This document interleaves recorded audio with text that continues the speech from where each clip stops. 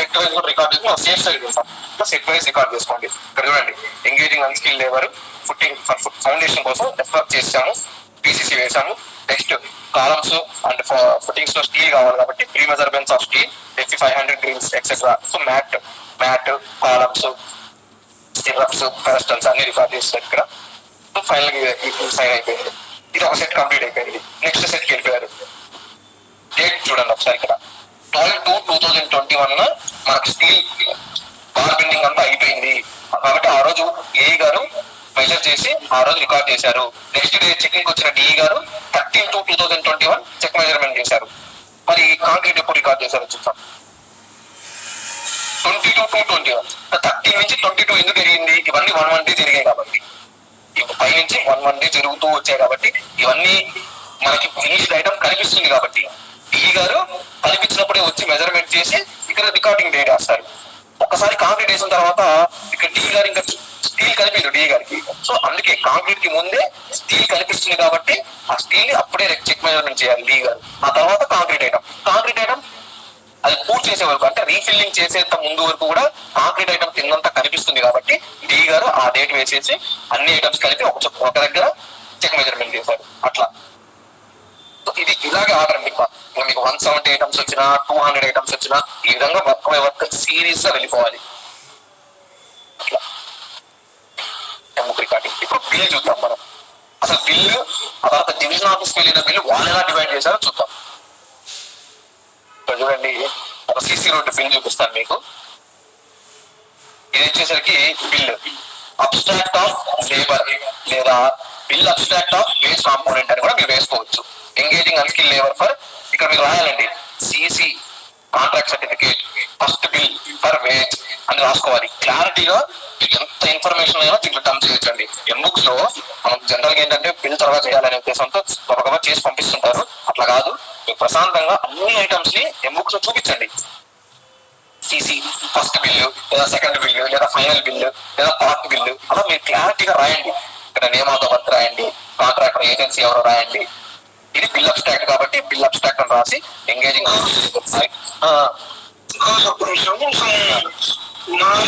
చేస్తున్నారు. వాళ్ళ డౌట్స్ ఏమైనా ఉన్నాయేమో ఒకసారి అడగండి.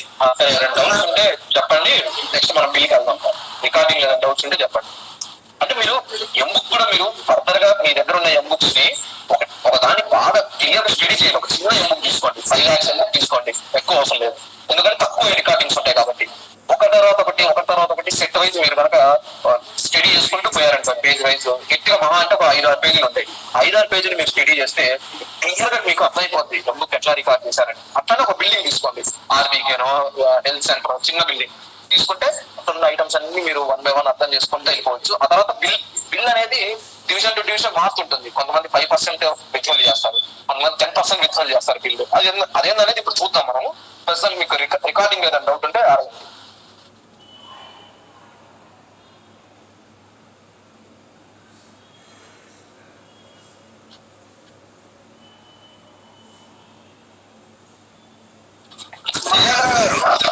మహేంద్ర కాంట్రాక్ట్ చేస్తున్నారు. డౌటా? ఓకే. అండ్ నాగబ్రహ్మ గారు ఇందాక నుంచి రైట్ చేస్తున్నారు.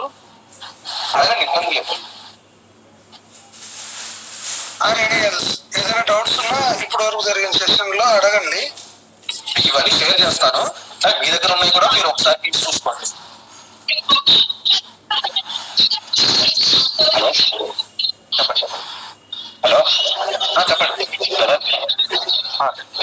స్టార్టింగ్ లో ఫస్ట్ లో కాంట్రాక్టర్ కి మనం ఆర్డర్ ఇస్తాం కదా, ఫస్ట్ పేజ్ ఓపెన్ చేస్తారా ఎంబుక్స్ లో మన టెక్నికల్ శాంక్షన్, తర్వాత మన కాంట్రాక్టర్ కి అగ్రిమెంట్ రాసుకుంటాం కదా. అగ్రిమెంట్ డేట్ వచ్చేసి 19/3/1, తర్వాత కింద వర్క్స్ 79 అన్న. అంటే ఫస్ట్ వర్క్స్ ఆర్డర్ ఇచ్చి 17 ముందే ఇస్తామా? అవును, వర్క్ ఆర్డర్ ఏం చేస్తారంటే కాంట్రాక్టర్ తీర్మానం తెచ్చుకుంటాడు. మన టెక్నికల్ శాంక్షన్ చేసిన తర్వాత కాంట్రాక్టర్ కి లోకల్ సరఫరా తీర్మానం అగ్రిమెంట్ కాబట్టి సో తీర్మానం ఏ రోజైతే తీసుకెళ్లి డివిజన్ ఆఫీసర్ సబ్మిట్ చేస్తాడో అదే రోజు అతనికి వర్క్ ఆర్డర్ ఇస్తారు. అదే రోజు అతని దగ్గర ప్రూఫ్ తీసుకొని అగ్రిమెంట్ 2 days 3 days టైం పడుతుంది. అందుకని వర్క్ ఆర్డర్ ఇస్తారు, ఆ తర్వాత అగ్రిమెంట్. ఓకే, మళ్ళీ 5th మనం టైం పీరియడ్ ఇస్తాం కదా, టైం పీరియడ్ వచ్చేసి 19 నుంచి రాసుకోవాలా లేకపోతే 20 నుంచి రాసుకోవాలా? యాక్చువల్ గా ఇది కూడా చేస్తారు చాలా మంది, కానీ మనకి చేయాలి జెన్యున్ గా అంటే 19th నుంచి తీసుకోవాలి. ఎంత డిఫరెన్స్ ఉండదు, 2 days కాబట్టి వాళ్ళు ఇస్తారు మనకి. వాళ్ళ అగ్రిమెంట్ కాపీ ఇచ్చినప్పుడు అతనికి so and so date to so and so date అని ఇస్తారు. డివిజన్ ఆఫీస్ లో ఈ గారు సైన్ చేసి ఒకవేళ 70 గాని ఇచ్చారనుకోండి, వాళ్ళు అక్కడ ఈ గారు 17/3 అని ఇచ్చారనుకోండి, మొహమాటం లేకుండా మనం 17/3 చేసుకోవచ్చు. ఎందుకంటే డైరెక్ట్ ఈ గారు ఇచ్చేసారు, ఎగ్జిక్యూషన్ పవర్స్ ఉన్న వాళ్ళు మనకి ఇచ్చేసారు 17/3 నుంచి రికార్డ్ చేసుకోండి అని. మనం చేయొచ్చు. లేదు మనకి ఎందుకు ఇదంతా అనుకుంటే 19/3 నుంచి రికార్డ్ చేసుకున్నాము, ఇబ్బంది ఏం లేదు. సిసి రోడ్ కాబట్టి తక్కువ అయిపోద్ది 3 months.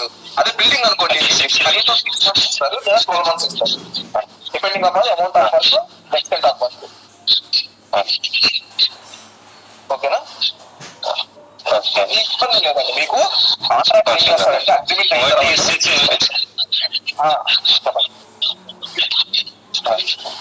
కాంట్రాక్టర్ ఏం చేస్తాడంటే తర్వాత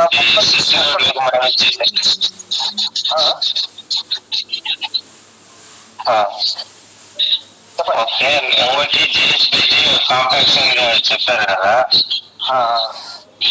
హలో, కలెక్షన్స్ కాంపాక్షన్ గా 12 lines 13 lines అని చెప్పారు కదా. ఇది కలెక్షన్ చెప్తే వచ్చేసి మనం డెప్త్ వచ్చేసి 0.5 అట్లా చెప్పారు కదా. 0.5 కాంపాక్షన్ కి కాంపాక్షన్ కాకుండా అది ఏమన్నా గైడెన్స్ ఇస్తారా నాకు? అది ఎట్లా చేయాలో అర్థం కాలేదు.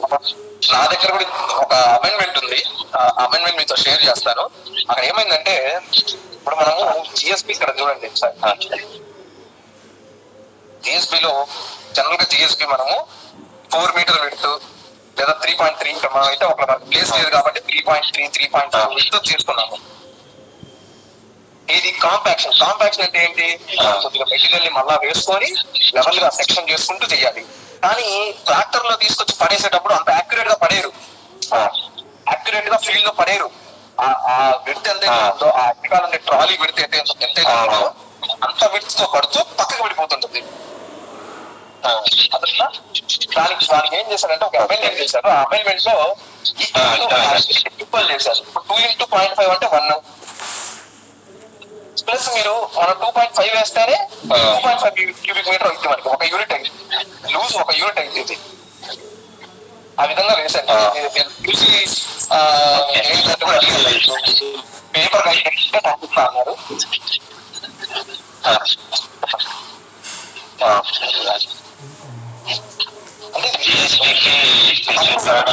ట్రాక్టర్కి 2.8 అని చెప్తారు కదా. హలో, చెప్పండి. ఇప్పుడు ఒక ట్రాక్టర్ ఒక యూనిట్ అంటే ఒక యూనిట్ కి మనకి ఎంత ఎన్ని మీటర్స్ వస్తున్నాయి? 2.8 meters వస్తుందా? ఒక యూనిట్ ఏమైతుందంటే అంటే 100 square feet అన్నమాట. ఒక యూనిట్ అంటే 100 square feet వస్తుంది. మీరు ఎప్పుడైనా ఒక ట్రాక్టర్ వెనకాల ఉండే ట్రాలీని మెజర్ చేయండి, మీటర్స్ లో మీరు మెజర్ చేస్తే అది మీకు 2.835 cubic meter వస్తుంది. ట్రాక్టర్ వెనకాల ఉన్న ట్రాలీని మీరు మెజర్ చేస్తే, నేను సెషన్ లో కూడా చూపించాను లాస్ట్ టైం, ఒక నిమిషం ఆ సెషన్ కాపీ ఓపెన్ చేస్తాను.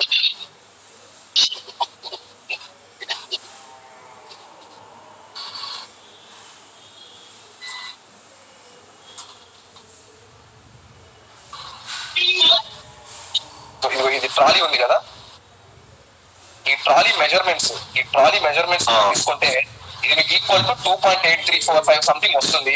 మనం యూనివర్సల్ గా దీన్ని 2.83 cubic meter గా తీసుకుంటారు.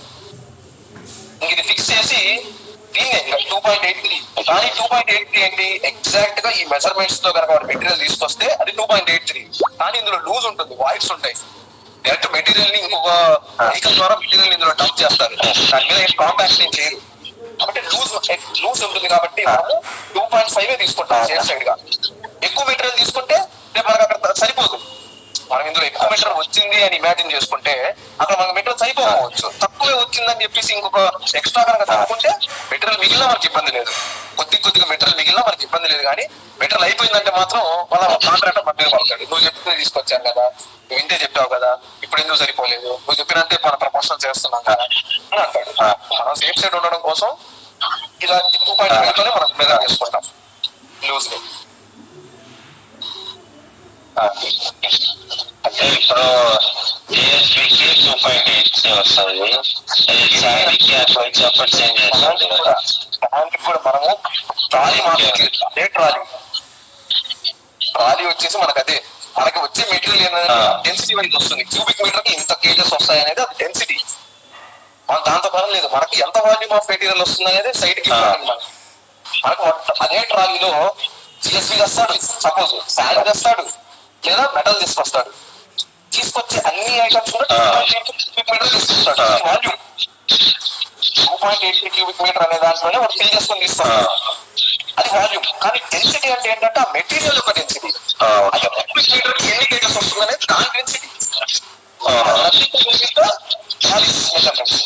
ట్రాలీ మెజర్మెంట్ అనేది ఫిక్స్డ్, ఒక యూనిట్ ఇంతే ఉంటుంది. మెటీరియల్ డెన్సిటీ అనేది మారుతూ ఉంటుంది. Material to material. ఇప్పుడు మన మెటీరియల్ డెన్సిటీని బట్టి మనం ఎంత లెంత్ వేసుకోవచ్చు అని. ఇప్పుడు మనకి సైట్ లో ఎంత ఒక ట్రాక్టర్ ఎన్ని మీటర్లు వేసుకోవచ్చు ఒక ట్రాక్టర్ కి ఐడియా వస్తుంది కదా. మనం స్టాకింగ్ చేస్తున్నాం. లెఫ్ట్ సైడ్ స్టాకింగ్ చేసేటప్పుడు ఒక ట్రాక్టర్ ఎన్ని మీటర్లు వేయచ్చు ఎన్ని వేయచ్చు. ఇప్పుడు మనకి ఇక్కడ చూడండి 32.74 రావాలి. ఏంటిది కాంపాక్ట్ చేసిన తర్వాత ఫైనల్ మెజర్మెంట్స్ కాంపాక్ట్ చేసిన తర్వాత తీసుకుంటే 32.74 మీటర్ క్యూబ్ రావాలి. దీనికి లూజ్ ఎంత ఇంటూ 1.2 39.2 అంటే 39.29 మీటర్ క్యూబ్ క్వాంటిటీని ఆ ట్రాక్టర్ లో సైట్ కి తీసుకురావాలి. ఆ స్టాకింగ్ సైటింగ్ లో ఈ విధంగా జరగాలి. జనరల్ మనం ఏం చేస్తాము, 6 యూనిట్ల బండి తీసుకొస్తాము, మొత్తం ఒక చోట పడేస్తాం. అది రాంగ్. 6 యూనిట్ల బండి అయినా సరే వాడు స్టాక్ తీసుకుంటూ పోవాలి.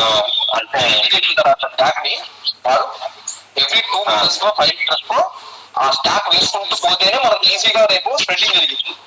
ఒకేసారి మెటీరియల్ ఒక చోట డంప్ చేస్తే ఆ స్ప్రెడ్డింగ్ అనేది కరెక్ట్ గా జరుగుతుంది. ఒక దగ్గర ఎక్కువ ఉంటుంది, ఇంకో దగ్గర తక్కువ వస్తుంది థిక్నెస్. అందుకని ఈ మిస్టేక్ అంతా జరగకుండా ఉండడం కోసం మనం దీన్ని ఒక యూనిట్ కి ఒక యూనిట్ ఆఫ్ మెజర్మెంట్ కి ఈక్వల్ చేసాం 2.5 మీటర్ క్యూబ్. అట్లా 39.29 మీటర్ క్యూబ్ డివైడెడ్ బై 2.5 చేస్తే మనకు 15 వచ్చింది. మనం ఒక ఎక్స్ట్రానే తీసుకొని 16 లైన్స్ రాసుకున్నాం లెఫ్ట్ అండ్ రైట్ స్టాకింగ్స్. అప్పుడు మనకు 43.3 వచ్చింది. యూనిట్ 39.29. మీరు ఇట్లా ఏదైనా తీసుకోండి. ఇప్పుడు సపోజ్ మీకు ఇక్కడ ఒక 50 కిలో వచ్చేసి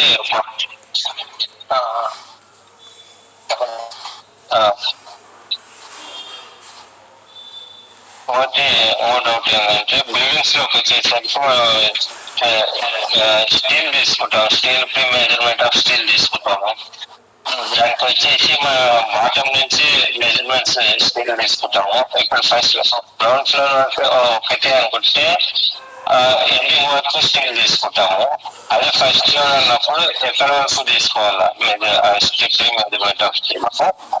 జనరల్ గా మనం ఏం చేస్తామంటే మనకి ఫస్ట్ ఫ్లోర్ తీసుకున్నాం అనుకోండి, మనం డైరెక్ట్ గా రాడ్ మనకి 40 feet రాడ్ వస్తుంది. ఒక రాడ్ మనకి ఇంచుమించు 8.9 feet వస్తుంది. కాబట్టి ఒక ఫ్లోర్ కంప్లీట్ గా మనం రాడ్స్ పెట్టినట్టు కూడా రికార్డ్ చేసుకోవాలి. కంప్లీట్ గా మనము ఒక ఫ్లోర్ రాడ్ పెట్టినట్టు కూడా రికార్డ్ చేసుకోవాలి. ఎందుకు, రాడ్ వస్తుంది కాబట్టి. ఒక రాడ్ మీరు సపరేట్ గా మెజర్ చేస్తే 39 feet 38.5 feet వస్తుంది. కాబట్టి మనం from the footing to the top of the slab మనకి రాడ్ వచ్చినట్టు మనం రికార్డ్ చేసుకోవచ్చు. అదే మనకు 2 ఫ్లోర్లు ఉందనుకోండి, రికార్డ్ చేయకూడదు ఒకేసారి. ఇప్పుడు మనకు జనరల్ గా ఏం చేస్తారంటే, మీకు ఆర్డబ్ల్యూఎస్ లో OHSR ఉంది కదా, OHSR లో రికార్డింగ్ ఎలా చేస్తారంటే వాళ్ళు కింద పెట్టిన రింగ్ బీమ్ దగ్గర నుండి up to the ground level వరకు రికార్డ్ చేస్తారు ఫస్ట్. ఎందుకు ఆర్డబ్ల్యూఎస్ ట్యాంక్స్ అనేవి దాదాపుగా 50 feet ఉంటాయి హైట్. సో వాళ్ళు ఏం చేస్తారంటే stage by stage number of stagings ఉంటాయి కదా, so stage by stage steel కట్టినట్టు రికార్డ్ చేసుకుంటారు. ఎవ్రీ స్టేజ్ కి స్టీల్ మళ్ళీ రికార్డ్ చేసుకుంటూ మళ్ళీ స్టీల్ రికార్డ్ చేస్తారు, ఆ తర్వాత ఆర్సీసీ, మళ్ళీ స్టీల్ రికార్డ్ చేస్తారు, ఆ తర్వాత ఆర్సీసీ, అట్లా స్టేజ్ బై స్టేజ్ రికార్డ్ చేస్తారు వాళ్ళు. మనకి బిల్డింగ్ ఏంటంటే from the footings to up to roof level slab and dummy pillar slab కూడా మనం రికార్డ్ చేసుకోవచ్చు.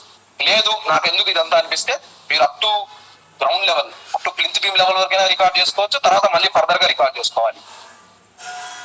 మనకి రాడ్ ఉంది కాబట్టి, ఆర్టిఫిక్ మనకి ఫీజిబిలిటీ ఉంది కాబట్టి ఒక గ్రౌండ్ ఫ్లోర్ మొత్తం మనం ఒకలాగా రికార్డ్ చేస్తాం.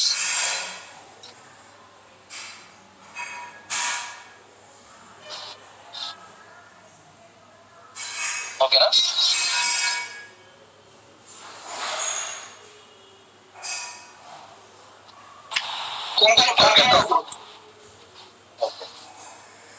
సో ఇప్పుడు ఎంబుక్ రికార్డింగ్ అయిపోయింది, మీరు ఫుల్ ఫ్లెడ్జ్డ్ గా రికార్డ్ చేశారు ఒక ఎంబుక్ ని. ఎనాలిసిస్ ఎంబుక్ తీసుకున్నాము, దీన్ని రికార్డ్ చేశాము మనము. బిల్ చేయాలి. బిల్ ఎలా చేయాలో చూద్దాం.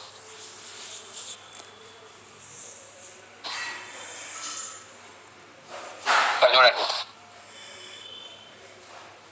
First and part bill. After work finish అయిన తర్వాత క్యూసీ సర్టిఫికేట్ కనుక లేకపోతే, అంటే ఇప్పుడు 10 lakhs అనుకోండి, సింపుల్ గా ఎన్నిసార్లు బిల్ చేస్తాము, ఒకసారి వాడి చేత మొత్తం రోడ్ చేసి బిల్ చేయొచ్చు. లేదు నేను 5 lakhs కి కొంత వర్క్ చేస్తాను, నాకు పార్ట్ బిల్ పెట్టండి అన్నాడు అనుకోండి, ఆ కొంత వర్క్ చేయించి ఫస్ట్ అండ్ పార్ట్ బిల్ పెడతాం. లేదు వాడు మొత్తం వర్క్ పూర్తి చేశాడు కానీ క్యూసీ సర్టిఫికేట్ లేదు, అప్పుడు ఏం చేయాలి? ఫస్ట్ అండ్ పార్ట్ బిల్ చేయాలి. సపోజ్ వాడు మొత్తం వర్క్ చేశాడు, క్యూసీ సర్టిఫికేట్ కూడా తెచ్చుకున్నాడు, క్యూసీ తెరిపించాము, క్యూసీ సర్టిఫికేట్ తెచ్చుకున్నాడు, అప్పుడే బిల్ చేసాము, అప్పుడు ఫస్ట్ అండ్ ఫైనల్ బిల్. కాకపోతే ఈ ఫస్ట్ అండ్ ఫైనల్ బిల్ ఏమవుతుంది? లేట్ అయిపోతుంది. ఎందుకు? మనం కాంక్రీట్ వేయాలి, క్యూరింగ్ చేయాలి, క్యూరింగ్ అయిపోయిన తర్వాత మనం షోల్డర్స్ వేసుకోవాలి, షోల్డర్స్ అంతా అయిపోయిన తర్వాత మనం మెజర్మెంట్ తీసుకోవాలి.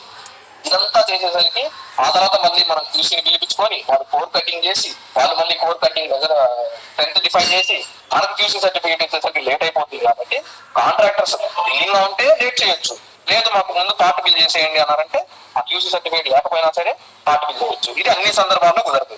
సపోజ్ జెడ్పీ వర్క్స్ ఉన్నాయనుకోండి, జెడ్పీ వర్క్స్ కనుకుంటే కంపల్సరీ క్యూసీ సర్టిఫికేట్ పెట్టిన తర్వాతనే బిల్ చేయాలి. అంటే డైరెక్ట్ గా ఫైనల్ బిల్లే చేయాలి జెడ్పీకి.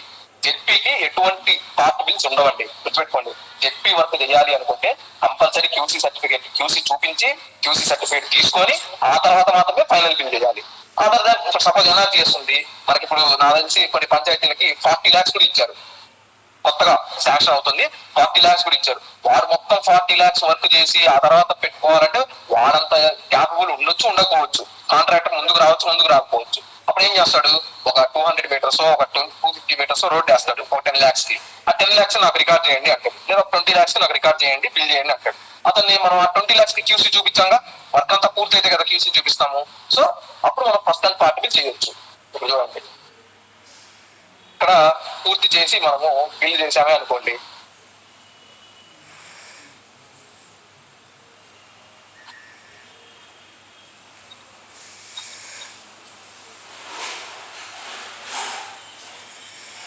ఇక్కడ ఏం చేశాను? నేను అబ్స్ట్రాక్ట్ అని రాశాను. ఇక్కడ ఏం చేశాను? CC first and part bill అని రాశాను. అట్లానే గ్రాంట్ రాశాను చూడండి, జీజీఎంపీ. అట్లా మీరు క్లియర్ గా రాయాలండి. ఇక్కడ first and part bill very important, grant very important, estimate cost very important, ఏమంత వర్క్ రాయాలి.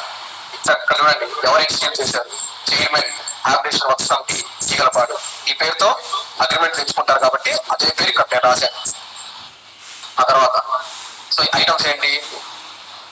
బిల్లో removal of unsuitable soils. Actual గా ఇక్కడ మీరు మొత్తం రాయాలి, ఈ ఐటమ్ అనేది మొత్తం రాయాలి. అని అప్పుడు మాకున్న ప్రెజర్ కి త్వరగా రాయాలనేసి మేము కీ ఐటమ్స్ ఆ డిస్క్రిప్షన్ లో కీ ఐటమ్ రాసాం. Construction of GSB, construction of plain cement concrete pavement, removal of unsuitable soils. యాక్చువల్గా ఇలా రాయరు, అట్లీస్ట్ 2 lines అయినా రాయాలి. ఈ డిస్క్రిప్షన్ ని అట్లీస్ట్ 2 lines అయినా రాయాలి, అట్లీస్ట్ 2 lines అయినా రాసుకొని బిల్ రాయాలి. అది ఏ పేజ్ లో రికార్డ్ చేసాం? Page number 2. Page number 2, page number 2లో రాశాను. మనకి ఎంత క్యూబిక్ మీటర్ వచ్చింది? 32.74. 32.74. ఈ రేట్ చూడండి, 87.85 పర్ 1 cubic meter. ఇది ఎక్కడి నుంచి వస్తుంది ఎస్టిమేట్? ఆల్రెడీ వాడు అగ్రిమెంట్ అయ్యి వచ్చాడు కదా, అగ్రిమెంట్ అవ్వకుండా మనం ఆ రేట్ వేయకూడదండి, ఖచ్చితంగా వాడు అగ్రిమెంట్ అయిన రేట్ వేయాలి. టోటల్ వస్తుంది, టోటల్ వచ్చింది. అట్లానే second item construction of GSP. At least 2 lines రాయండి, గ్యాప్ ఇవ్వకుండా నెక్స్ట్ లైన్ రాసేది. అట్లీస్ట్ 2 lines రాయండి. Page number 5, 32.74.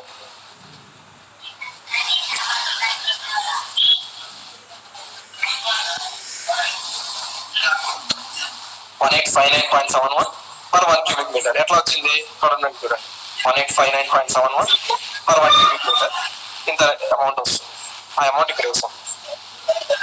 తర్వాత సిసి పేమెంట్.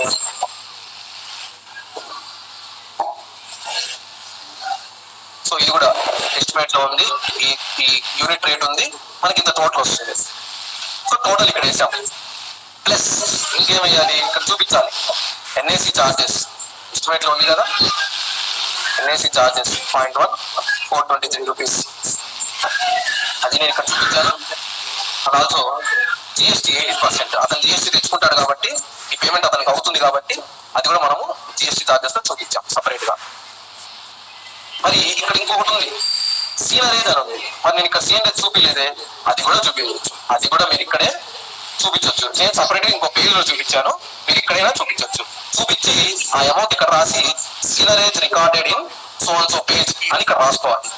నేను ఇక్కడ చేయలేదు కాబట్టి నేనేం రాయలేదు, ఇక్కడ టోటల్ అయిపోయింది. ఇక్కడ నేను సీనరీస్ రాశాను చూడండి, ఈ సీనరీస్ నేను ఇక్కడ రాశాను, మీరు ఇక్కడే ఇది రాయొచ్చు. సో అండ్ సో పేజ్ లో నేను రికార్డ్ చేశానండి సీనరీస్ అని రాయొచ్చు, ఇబ్బంది ఏం లేదు. ఇక్కడ సీనరీస్ ఉంటుంది, ఆ సీనరీస్ నేను ఇక్కడ వేస్తాను, ఆ అమౌంట్ ఇక్కడ వేస్తాను. ఆ అమౌంట్ కూడా ఏగా సైన్ చేయాలి. తర్వాత బిల్లో ఇంకొక ఇంపార్టెంట్ చూడండి, అమౌంట్ దగ్గర ఏగా సైన్ చేశారు, అమౌంట్ దగ్గర ఏగా సైన్ చేశారు. ఈ గారు ఎక్కడ చేశారో చూద్దాం. ఈ బిల్ ఎవరికి సబ్మిట్ చేస్తున్నాము, ఈ గారికి సబ్మిట్ చేస్తున్నాము. ఇక్కడ చూడండి, submitted to the executive engineer PR division markup for favor of pre-audit and payment. Bill అన్నారంటే pre-audit and payment అంటారు. అది ఈ గారు సబ్మిషన్ చేశారు, ఈ గారు బిల్ రాశారు, ఈ గారు దాన్ని సబ్మిట్ చేశారు. అంటే ఏంటి, ఇద్దరు రెస్పాన్సిబుల్, ఇద్దరు కూడా ఆ బిల్ మీద రెస్పాన్సిబిలిటీ తీసుకున్నారు. ఒకళ్ళు రికార్డ్ చేశారు, ఇంకొకరు సబ్మిట్ చేశారు, ఇద్దరికి రెస్పాన్సిబిలిటీ ఉంది. ఒకళ్ళు ఇంజనీరింగ్ అసిస్టెంట్ చేస్తే అతను ఇక్కడ సైన్ చేస్తారు, ఏ గారు ఈ పక్కన సైన్ చేస్తారు, పైన సబ్మిషన్ మాత్రం కామనే, ఈ గారు సబ్మిట్ చేస్తారు. అదండి. సో ఎవరైతే బిల్ రాస్తున్నారో, ఎవరైతే రికార్డ్ చేస్తున్నారో వాళ్ళ మీద టోటల్ రెస్పాన్సిబిలిటీ ఉంటుందండి. కాకపోతే ఇంత పర్సెంటేజ్ అని ఉంటుంది, ఏ గారి మీద ఇంత పర్సెంటేజ్ ఆఫ్ రెస్పాన్సిబిలిటీ, ఏ గారి మీద ఇంత పర్సెంటేజ్ ఆఫ్ రెస్పాన్సిబిలిటీ, ఈ గారి మీద కూడా ఇంత పర్సెంటేజ్ ఆఫ్ రెస్పాన్సిబిలిటీ ఉంటుంది. సూపర్ చెక్ మెజర్మెంట్ చేసేది ఈ గారు కాబట్టి. అట్లానే సర్టిఫికేట్, నేను చెప్పాను ఇందాక సర్టిఫికేట్స్ ఈ సైడ్ వేసుకోవచ్చండి. సో సర్టిఫికేట్స్ వేశారు, చూడండి ఏ గారు ఈ వైపు సైన్ చేశారు, ఈ గారు లెఫ్ట్ సైడ్ సైన్ చేశారు, సర్టిఫికేట్ కూడా వేసి పంపించారు. మీకు వాళ్ళు చేసిన బిల్ ఒకటి చూపిస్తాను చూడండి. సో ఇది ఒక ఎన్ఆర్జిఎస్ బిల్ అండి. ఎన్ఆర్జిఎస్ బిల్లో ఎంత అయింది అమౌంట్, 4,55,325. ఎంత బిల్లు అయింది. వాల్యూ ఆఫ్ వర్క్ డన్ ఇది అవుతుందండి, దీన్ని వాల్యూ ఆఫ్ వర్క్ డన్ అంటారు. మనకెంత అయింది, మనం యాక్చువల్ గా మనం మొత్తం బిల్ చేసిన తర్వాత మాకు 5,62,000 అయింది. కానీ శాండ్ డిడక్ట్ చేశారు వాళ్ళు, అంటే వాళ్ళు అప్పట్లో శాండ్ పాలసీ ఉంది కాబట్టి డైరెక్ట్ శాండ్ చార్జెస్ ఎంతైతే సీనరీస్ లో వచ్చిందో శాండ్ అంటే దాని కన్వెన్స్ ఆపేశారు. యాక్చువల్ కన్వెన్స్ ఆపకూడదు. మన డివిజన్ లో ఏమయ్యారంటే ఫస్ట్ దాని మీద క్లారిటీ లేక అక్కడ శాండ్ కూడా ఆపేశారు. ఎంత ఆపారు, ₹1,00,000 శాండ్ ఆపారు. ఆపితే 4,55,325 రూపీస్ ఫైనల్ పేమెంట్ అయింది, అంటే ఫైనల్ గా బిల్ అయింది. ఇంకా అంతా రాశారు రికవరీస్, యాడ్ అండ్ డైరెక్ట్ చూసి సీనరీస్, ఆ సీనరీ ఏ పేజ్ లో రికార్డ్ చేశానో కూడా రాశాను. పేజ్ నెంబర్ 14 అది ఎంత అమౌంట్ అన్ని కూడా రాశాను. సో సర్టిఫికేట్స్ వేసాను, ఏమైనా వేసుకోవచ్చు, సర్టిఫికేట్స్ ఎట్లయినా వేసుకోవచ్చు, ఇబ్బంది లేదు. సర్టిఫికేట్స్ పెద్ద ప్రాబ్లం కాదు. ఇక్కడ చూడండి, మనం డివిజన్ ఆఫీస్ కి పంపించిన తర్వాత డ్రాయింగ్ బ్రాంచ్ వాళ్ళు మొత్తం కరెక్షన్ చేస్తారు. కరెక్షన్ ఏదైనా చేంజెస్ ఉంటే అంటే మల్టిప్లికేషన్ చేంజెస్ కానివ్వండి, ఎస్టిమేట్ కి దీనికి టాలీ అవ్వకపోతే ఆ చేంజెస్ కానివ్వండి వాళ్ళు చేసి అకౌంట్స్ డిపార్ట్మెంట్ కి ఇస్తారు. వాళ్ళు చూడండి ఏం చేశారు. CC first and part bill, grant convergence రాయాలి ఖచ్చితంగా. ఏ గ్రాంట్ ఏందనేది రాయాలి. Name of the work, estimate cost, ఎవరికి చేశారు, సిపి పొజిటి. ఓకే, ఇక్కడ total value of work done 455,326. సీన్ రేట్ కూడా రాసాగా. సీన్ రేట్ 14,621. క్యూసీ 0.5% ఆపుతారుగా, అది 2135. టోటల్ గా 4,72,082. 4,72,082. ఇక్కడ చూడండి, సోషల్ ఆడిట్ కి 2.5% ఆపారు, క్యూసీకి 2.5% ఆపారు, టోటల్ 5% ఆపారు. దేనికి 2.5 ఆపారు? ఈ total value of work done కి కింద వచ్చిన గ్రాస్ అండి, గ్రాస్ కి కాదు, total value of work done కి సోషల్ ఆడిట్ 2.5%, క్యూసీ 2.5%. రెండు సేమ్ కాబట్టి 22,000 5% అయింది దీనికి. ప్లస్ సేమ్ రేట్ చేశారు, క్యూసీ చేశారు, గ్రాస్ అమౌంట్ వచ్చింది. ఇందులో ఇది కన్వర్జెన్స్ అని చెప్పాను కదా, అంటే ఏంటి, ఎన్ఆర్జిఎస్ ప్లస్ జీపీ రెండు ఉన్నాయి. సో ఆ జీపీ షేర్ వచ్చేసి 10%. దీంట్లో 10% అంతా 4,72,000 లో 10% అంటే 47,200. అని వీళ్ళు ఏం చేశారు, 47,600 చేశారు. అది వాళ్ళు కరెక్ట్, వాళ్ళు చేశారు అకౌంట్స్ డిపార్ట్మెంట్ వాళ్ళు, మనం దాన్ని ఏం చేయలేము. 47,620 జీపీ షేర్ పోగా ఇంకా గ్రాస్ ఎంత అయింది, 4,24,462 అయింది. అంటే గ్రాస్, టోటల్ గ్రాస్ లో నుంచి జీపీ షేర్ తీసేస్తే 10%, నాకు మిగిలిపోయిన ఎన్ఆర్జిఎస్ గ్రాస్ వచ్చేసరికి 4,24,462. ఇందులో విత్ హెల్డ్ ఉంటుంది. ఇది విత్ హెల్డ్ అంటారు. అంటే ఏంటి, పట్టుకున్నారు, దీన్ని మళ్ళీ రిలీజ్ చేయొచ్చు. సోషల్ ఆడిట్ యూసీ అయిపోతే మనం మళ్ళీ బిల్ రాసి పంపిస్తే మళ్ళీ రిలీజ్ చేస్తారు. ఒకవేళ రికవరీస్ ఏం లేకపోతే. రికవరీస్ ఉంటే ఆ రికవరీస్ 10,000 ఉందనుకోండి, ఆ 10,000 కట్ చేసుకొని 12,000 ఇక్కడ క్యూసీ 10,000 కట్ చేసుకొని 1,300 మాత్రమే ఇస్తారు. అట్లా అందుకోసం అని విత్ హెల్డ్ చేస్తారు. ఫ్యూచర్ లో క్యూసీ అయిపోయిన తర్వాత మళ్ళీ రిలీజ్ చేస్తారు. సో ఆ with held amount. Deductions 16,756 deductions. ఈ డిడక్షన్స్ ఏంటి, సీన్ రేంజ్ ఇది వచ్చేసరికి ఏపీఎంఐడిసి వెళ్ళిపోతాయి, క్యూసీ 0.5% వచ్చేసరికి క్యూసీ డిపార్ట్మెంట్ వెళ్ళిపోతాయి. ఇది డిడక్షన్. ఈ డిడక్షన్ పేమెంట్ అనేది కాంట్రాక్టర్ కి ఎప్పటికీ రాదు. వన్స్ డిడక్షన్ పేమెంట్లు కొట్టిన తర్వాత ఈ పేమెంట్ అనేది కట్ అయిపోయింది టోటల్ లో నుంచి, ఇది మీకు రాదు. సో ఆ డిడక్షన్ తీసేస్తే 3,84,938 అనేది ఎన్ఆర్జిఎస్ నెట్ పేమెంట్. ఇక్కడ చూడండి, మళ్ళీ ఎక్స్ప్లెయిన్ చేస్తాను. Total value of work done వచ్చేసరికి 4,55,000. కానీ చివరిలో ఎన్ఆర్జిఎస్ పేమెంట్ చూడండి 3,84,000. ఎంత తగ్గిపోయిందో చూడండి. ఎందుకు తగ్గింది, సీన్ రేజ్.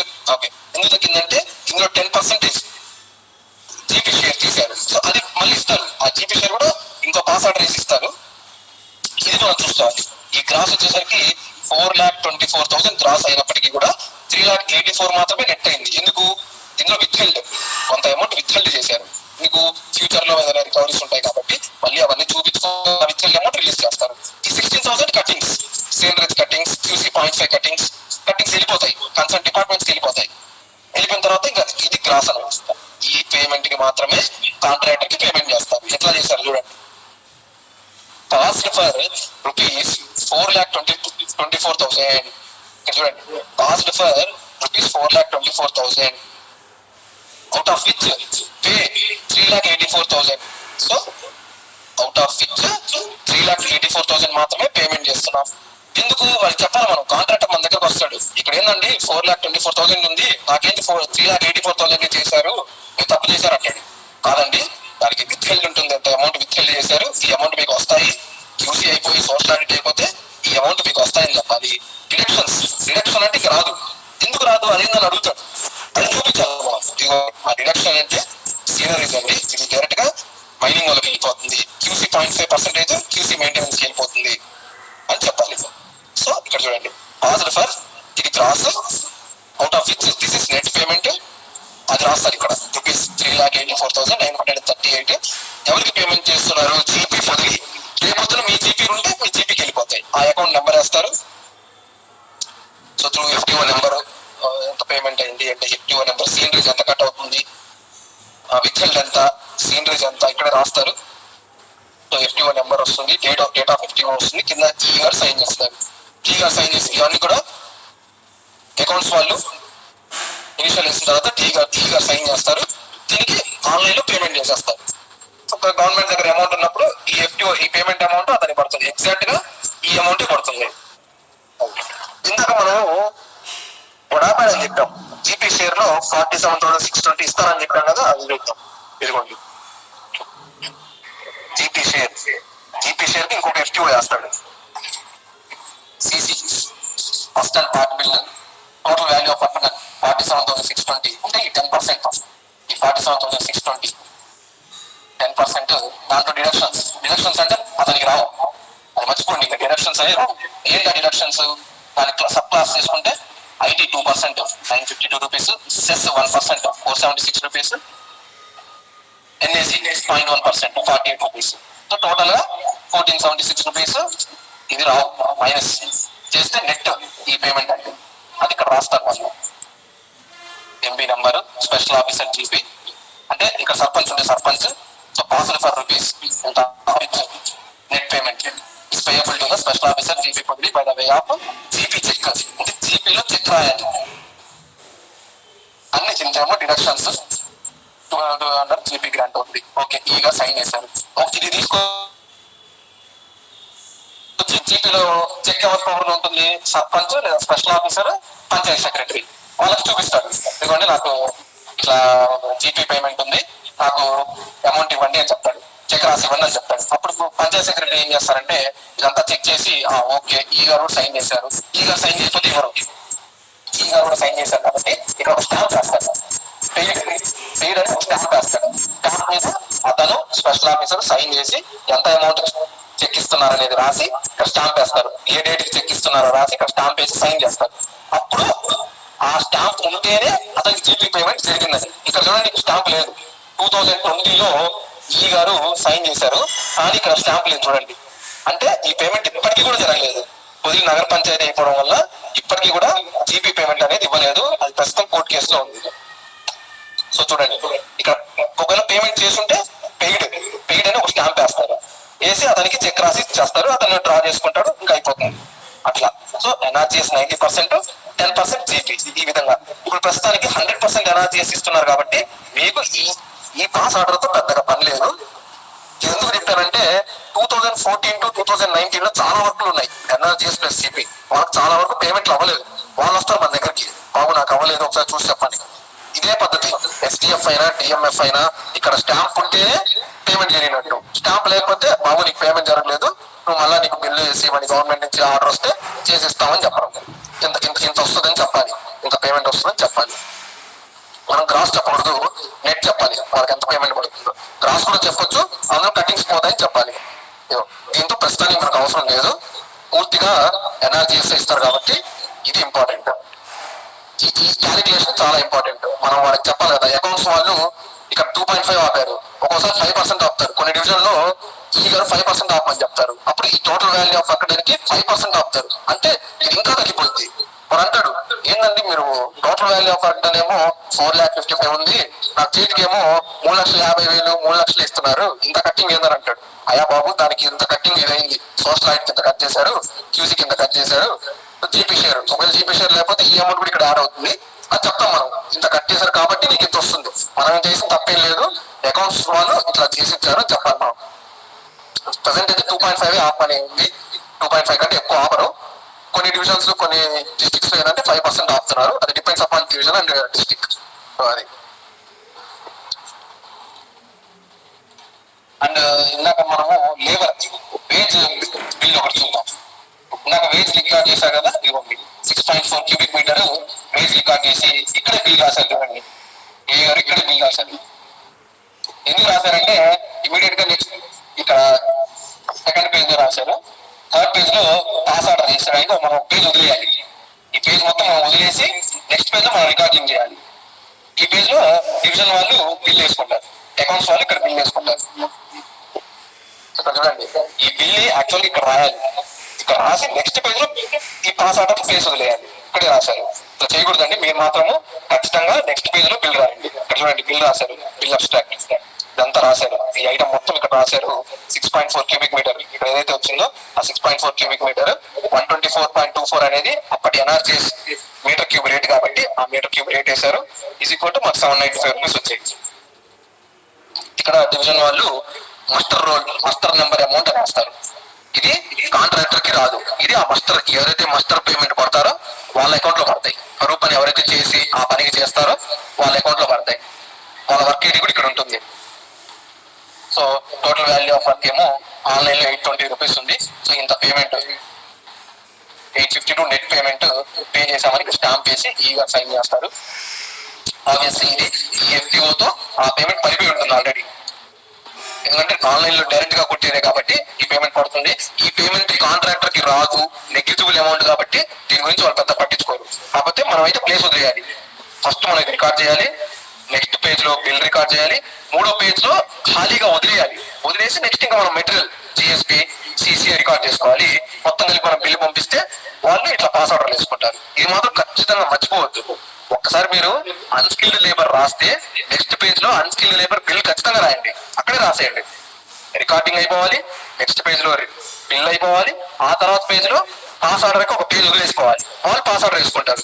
మన ఫ్యూచర్ లో బిల్ పంపించినప్పుడు వాళ్ళు ఇక్కడ పాస్ ఆర్డర్ వేసుకుంటారు. సో అది ఇది టెక్నిక్ అనమాట, ఎందుకు రికార్డ్ చేసుకోవడానికి. సో ఇది కూడా మీకు షేర్ చేస్తాను. ఎవరికైనా బిల్లో ఏమైనా డౌట్స్ ఉన్నాయా? మీకు బిల్లో డౌట్స్ వస్తాయి ఖచ్చితంగా. మీరు మీ దగ్గర ఉన్న ఎన్ఆర్జిఎస్ ఎంబుక్స్ తీసుకొని అందులో బిల్ ఒకసారి చెక్ చేసుకోండి. బిల్ ఎంత అమౌంట్ అయింది, డివిజన్ ఆఫీస్ లో ఎంత కట్టింగ్స్ చేస్తున్నారు, ఏం కట్టింగ్స్ చేస్తున్నారు, ఫైనల్ గా ఎంత పేమెంట్ వస్తుంది అనేది స్టడీ చేయండి. 4-5 ఎంబుక్లు స్టడీ చేస్తే మీరు ఈజీగా అర్థమైపోయింది. అకౌంట్స్ డిపార్ట్మెంట్ వాళ్ళు చేసేది కాబట్టి కాంట్రాక్టర్ వాళ్ళ దగ్గరికి పోయి అడగడు. ఎంబుక్ మన దగ్గరకు వచ్చిందా మనల్ని అడుగుతారు, ఏం సార్ ఇంత పని చేస్తే ఇంత పేమెంట్ అయింది, ఏం ఆపారు, మళ్ళీ వస్తాయా రావా అని డౌట్ అడుగుతాడు. మనకు తెలియదయ్యా మొత్తం వాళ్ళు చేశారని చెప్తే అది మన కరెక్ట్ ర్యాప్ ఉండదన్నమాట. మనం చెప్పాలి కాంట్రాక్టర్కి, బాబు ఇంత పేమెంట్ చేసాము, ఇంత బిల్ చేసాము, నీకు ఇంత కటింగ్స్ అయ్యాక ఈ నెట్ కొట్టారు, నెక్స్ట్ ఆ పేమెంట్ లో నెక్స్ట్ బిల్లు నీకు వస్తాయి అని చెప్పుకోవాలి. మనం ట్రస్ట్ గెయిన్ చేయాలన్నమాట కాంట్రాక్టర్స్. లేకపోతే పని చేయరు, మళ్ళీ వాళ్ళే కాబట్టి పని చేయాల్సింది, వాళ్ళు పని చేయరు ఇలా చేస్తే. సో అదనమాట.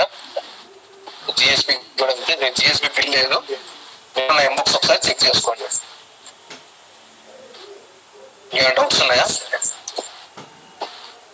డౌట్స్ ఏం లేకపోతే నేను ఒకసారి మొన్న షేర్ చేసిన ఎన్ఆర్జిఎస్ మోడల్ ఎస్టిమేట్ జస్ట్ ఏం మారదు, స్ట్రక్చర్ ఏం మారదు, కొన్ని మారుతాయి, అవి నేను చూపిస్తాను మీకు.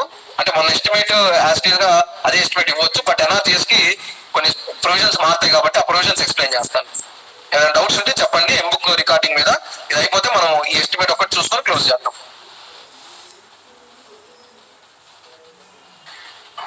బ్రదర్ ఒక చిన్న చెప్పండి బ్రదర్. నమస్తే బ్రదర్. చెప్పండి.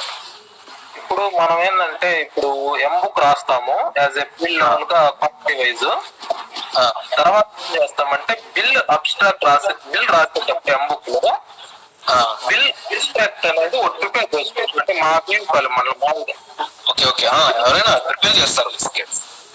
ఓకే బిల్ అబ్స్ట్రాక్ట్ అంటే మామూలు క్వాంటిటీ వైజ్ దాని పేజ్ నెంబర్ అంటే మామూలు ఎంబుక్ లో ఈ విధంగా అంటే ఇవన్నీ చూసుకుంటే మన బిల్ ఫార్మెట్ అని ఒకటి ఉంటుందంట. ఆ బిల్ ఫార్మెట్ లో మామూలుగా చేస్తాం కదా, ఆ బిల్ ఫార్మెట్ అనేది కొద్దిగా బ్రీఫ్ ఎక్స్ప్లెయిన్ చేస్తే అంటే నెక్స్ట్ క్లాస్ లో. ఆ బిల్ ఫార్మెట్ అంటే మీకు మీరు ఇచ్చే ఎంబుక్ లో కాకుండా సపరేట్ బిల్ ఫార్మాట్స్. ఆ బిల్ ఫార్మెట్ అంటే మామూలు ఐటమ్ వైజ్ అంటే మనం ఏమైందంటే ఇదేమవుతుందంటే డివిజన్ ఒక డివిజన్ లో ఒకలా ఉంటుంది. నేను ఇది కందుకూరు, ఒంగోలు, మార్కాపురం 3 డివిజన్స్ లో నేను చెక్ చేశాను. ఒక డివిజన్ లో ఒకలా యాక్సెప్ట్ చేస్తున్నారు. అంటే వాళ్ళు కామన్ గా ఆ డివిజన్ మొత్తం ఫార్మాట్ అనుకోని అదే ఫార్మాట్ లో మొత్తం ఎంబుక్ అంతా రికార్డ్ చేసిన తర్వాత ఈ వాల్యూస్ అందులో వేసేసి దాన్ని ప్రింట్ తీసేసి సైన్ చేసి పంపిస్తున్నారు. ఆ రిపోర్ట్స్ కానీ ఓచర్స్ కానీ ఏం చేస్తారంటే ఫైల్ లో గుర్తు పెట్టుకుంటారు. వాళ్ళు అంటే ఫైల్ లో ఫైల్ చేసి పెట్టుకుంటారు. ఇది డివిజన్ టు డివిజన్ మారుతుంది. ఇప్పుడు మార్కాపురం డివిజన్ లో ఒకలా ఉంటుంది. ఓచర్స్ అన్ని ఇప్పుడు సిమెంట్ కి ఒక ఓచర్ రాయాలి, శాండ్ కి ఒక ఓచర్ రాయాలి, మెటల్ కి ఒక ఓచర్ రాయాలి, ఎనర్జీఎస్ అయితే నేమ్ బోర్డ్ కి ఒక ఓచర్ రాయాలి. తర్వాత మొత్తం మెటీరియల్ కాంపోనెంట్ కింద మనం అమౌంట్ కొడతారు కదా, ఆ అమౌంట్ కి ఒక ఓచర్ రాయాలి. గతంలో ఎన్ఆర్జిఎస్ సైట్ టీసీఎస్ లో ఉండేది. ఏపీ ఎన్ఆర్జీఎస్ టీసీఎస్ ఉండేది. అప్పుడు ఈ ఓచర్స్ అన్ని కంపల్సరీ ఇవ్వాలి. ఈ ఓచర్స్ వైజ్ వాళ్ళు బిల్లు కొట్టేవాళ్ళు. కానీ ఇప్పుడు ఎన్ఐసి చేసేసారు. ఎన్ఐసి అసలు ఈ ఓచర్స్ తో పని లేదు ప్రస్తుతానికి. ఎన్ఐసి ఏంటంటే డైరెక్ట్ పేమెంట్. మనం ఎంత అమౌంట్ అయితే చేస్తామో అంత అమౌంట్ కి డైరెక్ట్ పేమెంట్ కొట్టేయచ్చు. ఎట్లా కొడతాం? 2 lakhs కంటే తక్కువ కొట్టాలి. సపోజ్ మనం 8 lakhs బిల్ చేసినా సరే దాన్ని 2 lakhs వైజ్ 2 lakhs కంటే తగ్గించి బిల్ చేయాలి. అట్లా కొట్టేస్తారు. ఈ ఓచర్స్ చూడడం కానీ ఓచర్స్ లో వచ్చిన అమౌంట్ కానీ అవేం కొట్టరు. అది కూడా మీకు పాసిబిలిటీ ఉంటే నేను నెక్స్ట్ సెషన్ లో ఒక ఎన్ఐసి పేమెంట్ చూపిస్తాను ఎట్లా చేస్తారు ఎన్ఐసి అనేది. అందుకే ఆ ఎన్ఐసి ఉంది కాబట్టి ఇప్పుడు ఆ ఎస్టిమేట్ ఎక్స్ప్లెయిన్ చేస్తే ఎన్ఐసి అర్థమవుతుంది. అంటే ఇంతకుముందు టీసీఎస్ ప్రొవిజన్స్ అన్ని వేరేలా ఉండేది. మనం సిడబ్ల్యూవై చేసుకునేవాళ్ళం. Work wise CW1, CW2, CW10 ఇట్లా సిడబ్ల్యూవై చేసేవాళ్ళం. కానీ ఇప్పుడు అది అవసరం లేదు. అది పోయింది. టీసీఎస్ ని కంప్లీట్ గా ఆపేశారు. నాకు తెలిసి ఇప్పుడు ఏదైనా టీసీఎస్ ని ఓపెన్ చేస్తే పాత 2014 to 2019 వరకు కొద్దిగా అర్థం అవుతాయి. టీసీఎస్ ఓపెన్ అయితే ఓపెన్ అవ్వలేదు కాబట్టి సో టీసీఎస్ ఫార్మాట్ మనం మర్చిపోయి ఎన్ఐసి ఫార్మాట్ లో వచ్చేయాలి. ఆ ఎన్ఐసి ఫార్మాట్ నేను మొన్న పంపించిన మోడల్ ఎస్టిమేట్ లో ఉంది. అది ఒకసారి ఎక్స్ప్లెయిన్ చేస్తాను. Okay brother, thank you. అదే మీకు డివిజన్ వైజ్ ఒక మారుతాయి రిపోర్ట్స్. అక్కడ నుండి డ్రాయింగ్ బ్రాంచ్ వాళ్ళని మీరు ఒకటి కాపీ పెట్టమంటే మీకు పంపిస్తారు. దాంట్లో మీరు మీ వర్క్లు మీకు వచ్చిన అమౌంట్లు ఎడిట్ చేసుకొని ప్రింట్ తీసుకొని సైన్ చేసి పంపిస్తారు. అట్లా అనమాట. ఎంబుక్ అయితే ఎంబుక్ స్ట్రక్చర్ అయితే దీంట్లో చేంజెస్ ఉండవు. ఇవన్నీ డివిజన్ లో వైజ్ మారుతూ ఉంటాయి. అది మనం అక్కడ డివిజన్ లోకి వెళ్ళిన తర్వాత అలవాటు అయిపోతుంది. సో ఇది మొన్న నేను షేర్ చేసినటువంటి ఎన్ఆర్జీఎస్ మోడల్ ఎస్టిమేట్స్. ఇంకెవరికైనా డౌట్స్ ఉన్నాయా? ఇంకా ప్రొసీడ్ అవ్వమంటారా?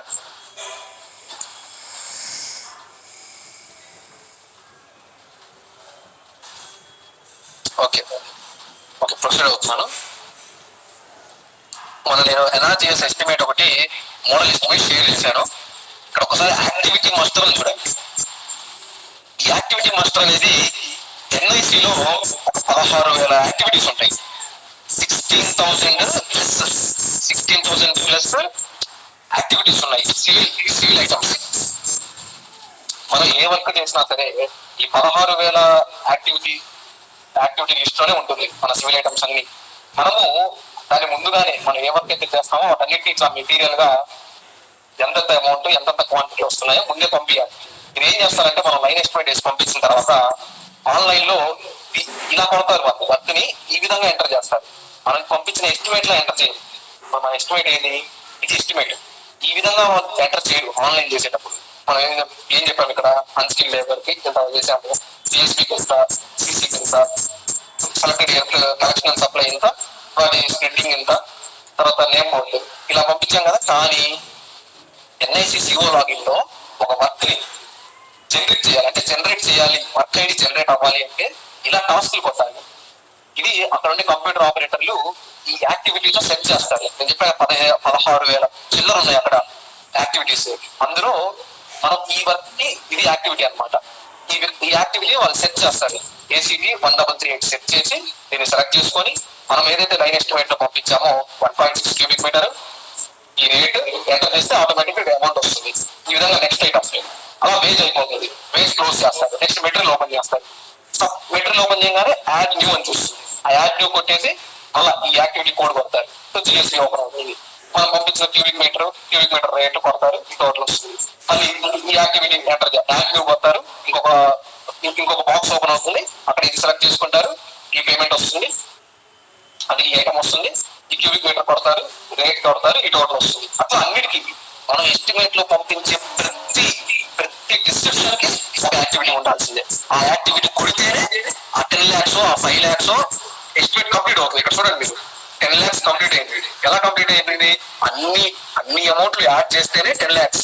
మీరు ఏ ఒక్కదానికైనా సరే ఇక్కడ యాక్టివిటీ కనుక మెన్షన్ చేయలేదు అనుకోండి, వాడు కొట్టడు. అక్కడ కొట్టకపోతే ఇది 10 lakhs ఫుల్ అవ్వదు.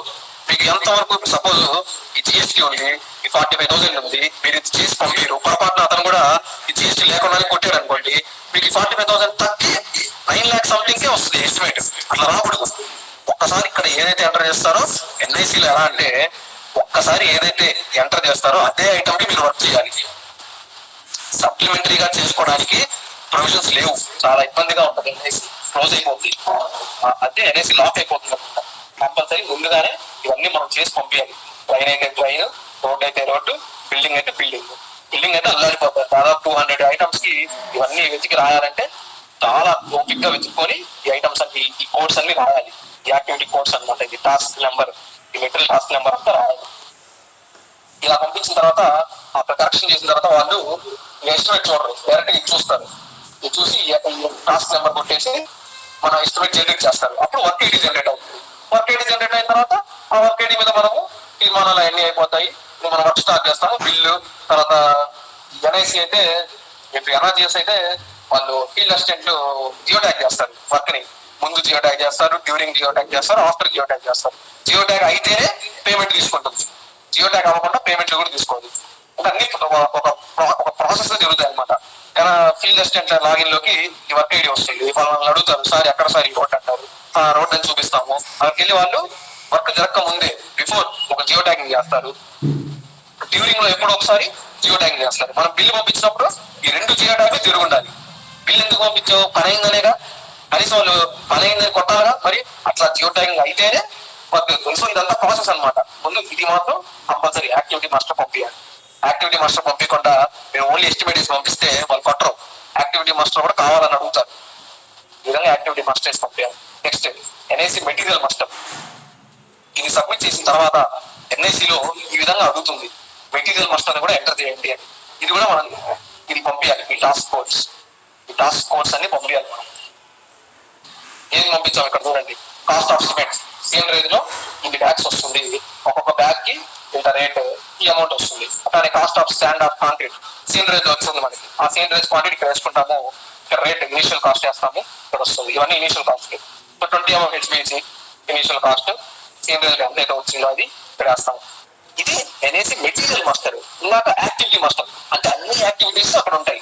ఇది ఓన్లీ మెటీరియల్స్. ఏవైతే మెటీరియల్స్ ఉన్నాయో ఆ మెటీరియల్, గ్రాన్యులర్ మెటీరియల్, తర్వాత selected earth, conveyance chart of stand, దానికి ఎంత కన్వేయన్స్ చార్ట్, నెక్స్ట్ ఇదిగోండి citizen information mode or name mode, దాని కోడ్ 25. ఇవన్నీ కూడా ఎంటర్ చేసి సబ్మిట్ చేస్తే మెటీరియల్ కి ఇంత పేమెంట్ వస్తుంది. Excluding wage, total excluding wage component material కి ఇంత.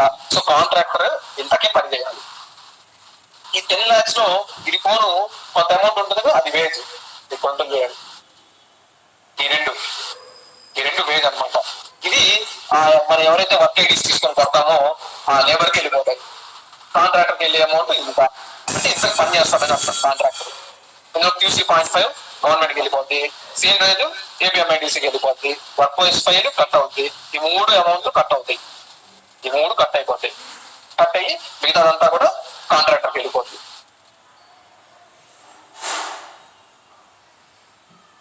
సో అదనమాట. ఇంకా నెక్స్ట్ ఎస్టిమేట్ అంతా కామనే. లైన్ ఎస్టిమేట్, NRGS లో ఎర్త్ వర్క్ చేసినట్టు రికార్డ్ చేసాను. కొంత వర్క్ చేయాలి కంపల్సరీ. ఒక NRGS వర్క్ లో అట్లీస్ట్ 1% అయినా సరే మనము NRGS పేమెంట్ చూపించాము.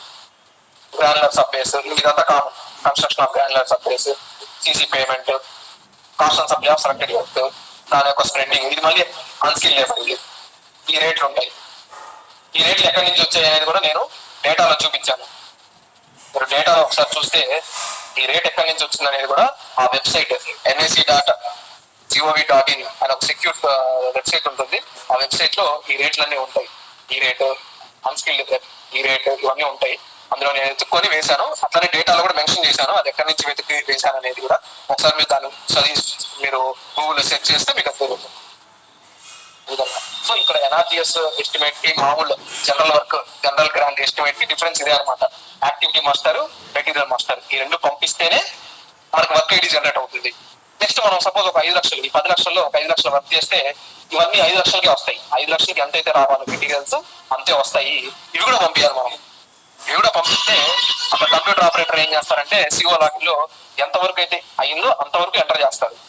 ఎంటర్ చేస్తే ఆ పేమెంట్ వస్తుంది. ఇవన్నీ పేమెంట్లు వస్తాయి, లేకుంటే రావు. కంపల్సరీ మనం వర్క్ చేసినప్పుడు కూడా ఈ యాక్టివిటీ మాస్టర్ పంపించాలి, NIC మెటీరియల్ మాస్టర్ పంపించాలి, లైన్ ఎస్టిమేట్ కూడా పంపించాలి. రేపు వర్కింగ్ ఎస్టిమేట్ వేస్తే దానికి కూడా పంపించాలి. సహజంగా NIC లో డీవియేషన్స్ అనేవి యాక్సెప్ట్ చేయరు. మరి ఇప్పుడు ఏదైనా గవర్నమెంట్ నుంచి ఏదైనా సడలింపులు వచ్చి డీవియేషన్స్ యాక్సెప్ట్ చేస్తే రేపు వర్కింగ్ ఎస్టిమేట్ లో ఈ కొన్ని డీవియేట్ అవుతాయి. ఎగ్జాక్ట్ గా సైట్ లో వర్క్ జరగదు కాబట్టి డీవియేషన్స్ కి పర్మిషన్స్ ఇస్తే ఆ డీవియేషన్స్ కూడా ఇక్కడ ఎంటర్ చేస్తాం. అదే కదా మన డీవియేషన్స్ వస్తే కంపారిటివ్ స్టేట్మెంట్ అనేది పంపిస్తూ ఉంటాం. డీవియేషన్స్ వచ్చినప్పుడు కంపారిటివ్ స్టేట్మెంట్, డీవియేషన్స్ ఏమి లేకపోతే కంపారిటివ్ స్టేట్మెంట్ పంపించాల్సిన పని కూడా లేదు. ఓకేనా? ఓకే సూర్య, కంప్లీట్ అయిపోయింది. ఇవన్నీ మీకు పంపిస్తాను. ఒకసారి వాళ్ళ దగ్గర ఉన్న బుక్స్ కూడా మీరు సెర్చ్ చేసుకుని డౌట్ ఉంటే ఎనీ టైం కాల్ చేయొచ్చు.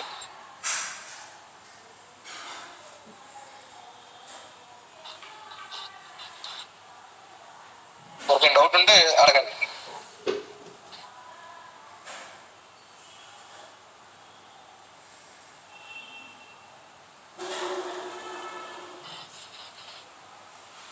అడగండి, డౌట్ ఉంటే అడగండి.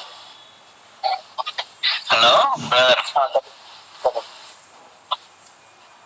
ఒకసారి సీనియర్ క్యాలిక్యులేషన్ ఒకసారి సింపుల్ గా చెప్పగలరా? ఓకే, ఎందులో చూద్దాం ఒకసారి. GST metal 75.01. ఈ 75.01 ఎక్కడ ఉందో ఒకసారి ఎస్టిమేట్ లో చూడండి. ఇక్కడ ఉంది 75.01. ఆ 75.01 ని సేమ్ రోజులు వేసాం ఇంటూ 1.2. ఇది వచ్చేసరికి కోఎఫిషియంట్ అనమాట, మెటీరియల్ కోఎఫిషియంట్ అంటే లూజ్. ఇది వచ్చేసరికి కాంపాక్షన్. మనకి ఇక్కడ జిఎస్బిలో కాంపాక్ట్ చేస్తే 0.1 తో కాంపాక్షన్ చేస్తే 75.01 వచ్చింది. కానీ సైట్ కి కాంపాక్ట్ అయి రాదు కదా.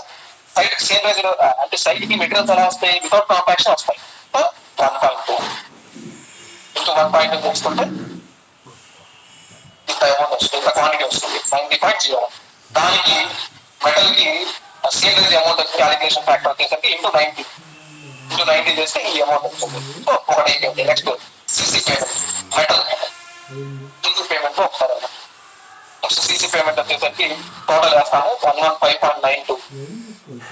సిసి హోమోజీనియస్ కాదు కాబట్టి దాన్ని మనం 1.2 లూజ్ వేయాల్సిన పని లేదు. డైరెక్ట్ గా మన ఫార్మేషన్ అయినటువంటి క్వాంటిటీ ఇక్కడ వేసేయచ్చు. 115.92 ఇంటూ ఇది 2012 మిక్స్ అనమాట. 20 ఇది 12 mm మెటల్, ఇది 20 mm మెటల్, ఇది 12 mm మెటల్. 20 mm మెటల్ డేటాలో ఉంటుంది కదండి, ఇవి డేటాలో ఉంటాయి. డేటాలో 20 mm నేను 0.594, కొంచెం 0.6 తీసుకుంటారు, ఇది 0.4 తీసుకుంటారు. ఇక్కడంతా 0.594 తీసుకున్నాను. సో మెటల్ 115.92 ఇది మొత్తం మన డేటాలో ఉంటుందండి. డేటాలో ఇంత పర్సెంటేజ్ ఉంటుంది. సో ఇంటూ 0.594 అది నాకు 20 mm 68.86 వచ్చింది. అట్లానే మెటల్ 115.92 ఇంటూ 12 mm మెటల్ 0.306 తో మల్టిప్లై చేస్తే ఈ ఫ్యాక్టర్ అనమాట, మల్టిప్లికేషన్ ఫ్యాక్టర్ చేస్తే 35.47 వచ్చింది. ఈ రెండింటికి కూడా 90 rupees per cubic metre, 90 rupees same rate అంటే టోటల్ వస్తుంది. ఆ తర్వాత ఈ 115.92 ఇంటూ 330 కేజెస్ చేస్తే మనకి టోటల్ కేజెస్ వస్తుంది. 550 చేస్తే ట్యాక్స్ వస్తుంది. మనకి ఈ 330 ఎలా వస్తుంది, డేటాలో ఉంటుంది. ఇవన్నీ కాపీ డేటా ఉంటుంది, డేటాలో ఉంటాయి. మీకు డేటా రాలేదు. డేటాలో మనకి కొంచెం చెప్పానండి, సిమెంట్ అంతా తీసుకోవాలి. 330 తీసుకుంటే cubic metre into 330 total kgs వస్తాయి. 550 చేస్తే ట్యాక్స్ వస్తాయి. ఈ ట్యాక్స్ ఎందుకు చేసాం ఇక్కడ, ఎందుకంటే ఇక్కడ మన యాక్టివిటీ మాస్టర్ లో చూపించాలి. మెటల్ మాస్టర్ లో cement cost of cement 165.07 bags, ఒక్కొక్క బ్యాగ్ వితౌట్ జిఎస్టీ 211 అని మనం చూపించాలి. అందుకోసం బ్యాగ్స్ తీసుకున్నాం. లేకపోతే మీరు కేజెస్ లో తీసుకొని కింద మళ్ళీ డివైడెడ్ బై 50 బ్యాగ్స్ తో కూడా వేసుకోవచ్చు. రెండు చూపించవచ్చు, ఇక్కడ ఇబ్బంది లేదు. మీరు అంత ఈజీగా చూపిస్తే మీకు అంత బాగుంటుంది. నెక్స్ట్ వాళ్ళు కరెక్షన్ చేసిన వాళ్ళు కూడా అంత ఈజీగా ఉంటుంది. నెక్స్ట్ సెలెక్టెడ్ చెప్తారు 34.7 ఇది మనకి ఎస్టిమేట్ వస్తుంది. 34.7 సెలెక్టెడ్ చెప్తారు. డైరెక్ట్ 34.7 చేస్తాం. ఇది కాంపాక్షన్ చేయం కదా, సెలెక్టెడ్ చేస్తారు. మనం ఎప్పుడు కాంపాక్షన్ చేయం, థర్డ్ తీసుకొచ్చి. ఎందుకంటే కాంపాక్షన్ మిషనరీ కుదరదు అక్కడ.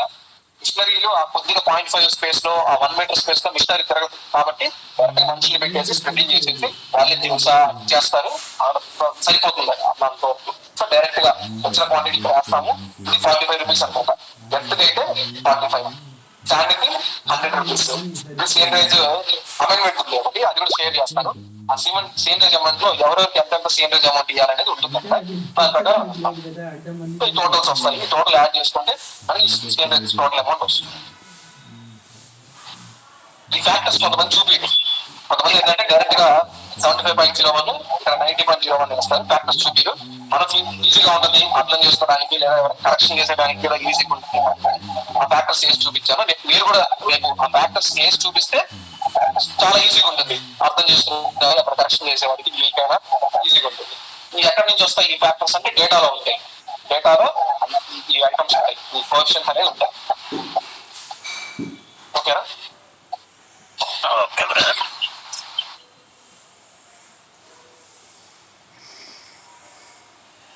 ఎంత అవుతుందా? Okay brother, thank you. Next time class లో వీలైతే మనం మెయింటైన్ చేసే వర్క్ ఫైల్ గురించి చెప్పగలరా? చెప్పండి. అంటే ఆడిట్ టైంలో నడుస్తారు కదా, అలాగా ఏమేమి మెయింటైన్ చేసుకోవాలి అని చెప్తాను. అంటే రెజల్యూషన్స్ ఒక అనాలిసిస్ ఒక చిన్న చెప్తాను. Flow chart. ఇప్పుడు మనకి సర్కులర్ వస్తుంది. రేపు మీ పంచాయతీ సపోజ్ ఎక్స్పైర్ అనే పంచాయతీకి 40 lakhs ఇచ్చారు, లైన్ ఎస్టిమేట్ వేసి పంపించమని చెప్తారు. అప్పుడు ఏం చేయాలంటే ఫస్ట్ మనము పంచాయతీ తీర్మానం తీసుకోవాలి. గ్రామ పంచాయతీ తీర్మానం ఇవ్వాలి. ఏమని ఈ విలేజ్ కి 40 lakhs ఎన్ఆర్జీఎస్ లో వర్క్ చేసుకోవడానికి ఆమోదిస్తున్నట్టు గ్రామ పంచాయతీ తీర్మానం ఇవ్వాలి. ఈ తీర్మానము జిరాక్స్ తీసి మన దగ్గర ఖచ్చితంగా పెట్టుకోవాలి. నెక్స్ట్ గ్రామ పంచాయతీలన్నీ తీర్మానాలు ఇచ్చిన తర్వాత మండల పరిషత్ లో ఇంకో తీర్మానం వస్తుంది, ఎంపీపీ తీర్మానం ఇవ్వాలి. గ్రామ పంచాయతీలో ఒక తీర్మానం రావాలి, మండల పరిషత్ లో ఒక తీర్మానం రావాలి. ఈ 2 జిరాక్స్ మన దగ్గర పెట్టుకోవాలి, ఒరిజినల్స్ పంపించాలి. నెక్స్ట్ లైన్ ఎస్టిమేట్ వేయాలి. 40 lakhs వరకు లైన్ ఎస్టిమేట్ వేయాలి. Line estimate, so line estimate, గ్రామ పంచాయతీ అప్రూవల్, మండల పరిషత్ అప్రూవల్ అంటే రెజల్యూషన్. ఈ రెజల్యూషన్స్ తీసి ఆ మూడింటిని మనము ఒరిజినల్ కాపీస్ సైన్ చేసి డివిజన్ కి పంపిస్తే వాళ్ళు డిస్ట్రిక్ట్ ప్రాజెక్ట్ కోఆర్డినేటర్ అంటే డిస్ట్రిక్ట్ కలెక్టర్ కి పంపిస్తారు అడ్మినిస్ట్రేటివ్ శాంక్షన్ కోసం. అప్పుడు వీళ్ళు ఎంటర్ చేసిన తర్వాత మనకు వర్క్ ఐడితో అప్పుడు అడ్మినిస్ట్రేటివ్ శాంక్షన్ వస్తుంది. మనం పేపర్ వర్క్ అంతా చేసిన తర్వాత అప్పుడు మనకి అడ్మినిస్ట్రేటివ్ శాంక్షన్ వస్తుంది డిస్ట్రిక్ట్ కలెక్టర్ నుంచి. అదే రోజు మనం ఏం చేస్తాము, డీటెయిల్ ఎస్టిమేట్ వేస్తాం. ఇప్పుడు లైన్ ఎస్టిమేట్ అయిపోయింది కదా, ఇప్పుడు డీటెయిల్ ఎస్టిమేట్ ఆ అడ్మినిస్ట్రేటివ్ శాంక్షన్ డేట్, ఆ అడ్మినిస్ట్రేటివ్ వర్క్ ఐడి అన్ని చూపిస్తూ ఒక డీటెయిల్ ఎస్టిమేట్ ప్రిపేర్ చేస్తాము. అది కూడా మనం డివిజన్ కి పంపిస్తాము. ఇప్పుడు మనం పంపించిన ఈ ప్రతి ఏదైతే మనము ఫైల్ పంపిస్తున్నామో, అదే ఏదైతే మనం రిపోర్ట్స్ పంపిస్తున్నామో వీటన్నిటిని ఫైల్ చేసి ఎన్ఆర్జీఎస్ వర్క్ ఫైల్ లో పెడతారు. మీరు చూస్తుంటారు గ్రీన్ కలర్, బ్లూ కలర్ లో ఆఫీసులో కూడా ఉంటాయి. అదే ఎన్ఆర్జీఎస్ వర్క్ ఫైల్స్ అనమాట. ఆ వర్క్ ఫైల్స్ లో వీటన్నిటిని టై చేసి పెడతారు 1 by 1. కింద ఏముంటుంది, గ్రామ పంచాయతీ తీర్మానం ఉంటుంది, ఫస్ట్ వర్క్ కాబట్టి. దానిపైన ఏముంటుంది, ఇంకే సర్కులర్ ఉంటే సర్కులర్ కూడా పెట్టుకోవచ్చు. దానిపైన ఏముంటుంది, మండల పరిషత్ తీర్మానం ఉంటుంది. దానిపైన ఏముంటుంది, లైన్ ఎస్టిమేట్ ఉంటుంది. దానిపైన ఏముంటుంది, district collector administrative sanction copy ఉంటుంది. దానిపైన ఉంటుంది మనం డీటెయిల్ ఎస్టిమేట్ వేసి పంపిస్తాం కదా, దాని టెక్నికల్ శాంక్షన్ చేస్తారు కదా, అదొక కాపీ తెచ్చుకొని దాన్ని కూడా తీసుకోవాలి. ఇలా బిల్డప్ చేసుకుంటే కనుక మనం వర్క్ ఫైల్ ఎప్పుడు ఎటువంటి అన్ఎక్స్పెక్టెడ్ సిచ్యువేషన్స్ ఏదైనా కేసు కానీ ఇమీడియట్ సోర్స్ లాంటి కానీ కేసు కానీ పడినప్పుడు ఆ వర్క్ ఫైల్ మనకు చాలా ఉపయోగపడుతుంది. ఏ డేట్ లో శాంక్షన్ అయింది, ఎవరు సంతకం పెట్టారు, అప్రూవల్ వచ్చిందా లేదా, ఏ డేట్ లో వచ్చింది అనేది మనకు క్లియర్ గా అర్థం. ఇది వర్క్ ఫైల్ మెయింటైన్ చేయాలి. మీరు ఎప్పుడైనా వర్క్ ఫైల్ ఉంటే ఒకసారి ఓపెన్ చేసుకుని చూడండి, దాంట్లో ఫస్టర్స్ కూడా ఉంటాయి. ఫస్టర్స్ ఎప్పుడు పేమెంట్ చేశారు, ఎవరికి పేమెంట్ అయింది కూడా ఉంటుంది. ఇది యాక్చువల్గా డివిజన్ లో అకౌంట్స్ వాళ్ళు మెయింటైన్ చేస్తారు. మనం కూడా మన దగ్గర ఉన్న డీటెయిల్స్ దాంట్లో పిన్ చేసి పెట్టుకుంటే అంతా ఆ వర్క్ కి సంబంధించిన అన్ని డీటెయిల్స్ ఆ వర్క్ ఫైల్ లో ఉంటాయి. ఎస్టిమేట్లు కానివ్వండి, మీరు పంపించిన పార్ట్ బిల్ వోచర్స్ కానివ్వండి, అన్ని ఉంటాయి. ఫస్ట్ కేసులో మనకి అది ఉపయోగపడుతుంది చూపించడానికి. ఖచ్చితంగా బిల్డప్ చేసుకోవాలి మనం. అట్లా రిజిస్టర్ కూడా మెయింటైన్ చేయాలి. మన దగ్గర ఎంబుక్స్ ఏమొచ్చాయి, మనం ఎంబుక్ నెక్స్ట్ ఎవరికి పంపించాము, వాళ్ళకి మనం ఒక లెటర్ రాయాలి. సపోజ్ మనకే రికార్డింగ్ పవర్స్ ఇచ్చారు, నేనే ఒక ఎంబుక్ రికార్డ్ చేశాను, బిల్ చేశాను, కాంట్రాక్టర్ తీసుకెళ్తున్నాడు. యాక్చువల్గా అప్పుడు ఏం చేయాలి, మనము కవర్ లెటర్ రాయాలి. ఎగ్జిక్యూటివ్ ఇంజనీర్ సోన్సో డివిజన్ డిస్ట్రిక్ట్, నేను సోన్సో వర్క్ చేసి సోన్సో ఎంబుక్స్ ని ఎంత పేమెంట్ ఫస్ట్ బిల్స్ మీకు దగ్గరికి పంపిస్తున్నాను, తర్వాత ప్రీ ఆడిట్ అంటే పేమెంట్ పర్పస్ అని రాసి నేను సంతకం చేసి ఆ కవర్ లెటర్ కూడా పంపించాలి. మన దగ్గర కవర్ లెటర్ కాపీ ఒకటి పెట్టుకుంటే మనం సేఫ్ సైడ్. అంటే మనం పంపించాం ఎంబుక్స్ అని, సో డేట్ లోనే మనం పంపించేసాం. బిల్ ఏదైనా లేట్ అయితే అక్కడే లేట్ అయినట్టు దాని అర్థం అన్నమాట. ఇవన్నీ చెప్తున్నాను మీకు. రికార్డ్ మెయింటైన్ చేస్తే మనకే చాలా బెనిఫిట్ అయింది. అదేం లేకుండా ఏదో చేసేసి కాంట్రాక్టర్ ఇచ్చి పంపించేస్తే వాళ్ళు ఏదైనా మధ్యలో మిస్ చేశారంటే మనకు ఇబ్బంది. మూమెంట్ రిజిస్టర్ ఉండాలి ఎంబుక్స్ కి, అటు డివిజన్ రిజిస్ట్రేషన్ ఆఫీస్ లో అసైన్ చేసినప్పుడు ఎంబుక్ అసైన్స్ రిజిస్టర్ కూడా ఉంటుంది వాళ్ళ దగ్గర. ఎవరికి ఎన్ని ఎంబుక్స్ అసైన్ చేశారు, 100 అసైన్ చేశారా, 50 అసైన్ చేశారా, వాటి నెంబర్స్ ఏంటి, వాటి ఆల్ఫాబెటికల్ ఆర్డర్ అంటే ఏ ఎంబుక్స్ ఎన్ని, బిఎం బుక్స్ ఎన్ని ఇచ్చారు, సిఎం బుక్స్ ఎన్ని ఇచ్చారు, అది కూడా ఉంటుంది వాళ్ళ దగ్గర. మన దగ్గర కూడా రాసుకొని పెట్టుకోవాలి, మనకి ఎన్ని ఇచ్చారు, మనం రిటర్న్ మనం ఎన్ని పంపించాము అనేది కూడా రాసుకోవాలి. సేఫ్ సైడ్ ఉంటామా.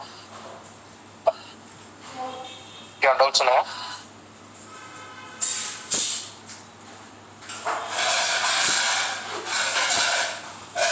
బ్రో మూమెంట్ రిజిస్టర్ ఫార్మాట్ ఉంటే షేర్ చేయగలరా?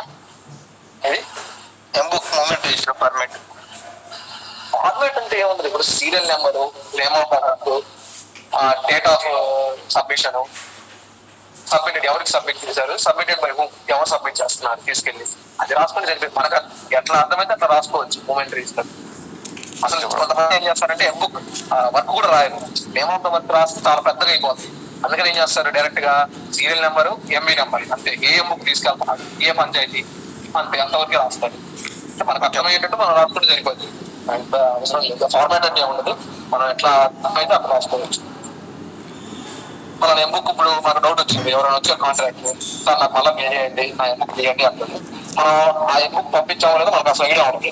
అప్పుడు ఏం చేస్తాం, మనం రిజిస్టర్ తీస్తాం, సోన్స్ పంచాయతీ ఓపెన్ చేస్తాం, ఆ పంచాయతీలో sons M-book, sons work, CC road అయితే జస్ట్ సిసి రోడ్, బిల్డింగ్ అయితే జస్ట్ బిల్డింగ్, ఏ బిల్డింగ్ జిఎస్పీ, ఆర్టీగా, హెల్త్ రాస్తాము, చూస్తాం ఈ ఎంబుక్ ఇక్కడ లేదయా డివిజన్ ఆఫీస్ లో ఉంది, అక్కడ తీసుకుని అన్ని చేస్తామని చెప్తాం. లేదా నీ బిల్లు కోసం వెళ్ళింది, బిల్ అయినా వస్తుంది అప్పుడు వేసిస్తామని చెప్తాం. ఆ ఐడియా కోసం ఎక్కడ ఉంది ఏంటనేది తెలుస్తుంది. ఆ మూమెంట్ ఉంటే మంచిది కదా. Okay bro, thank you.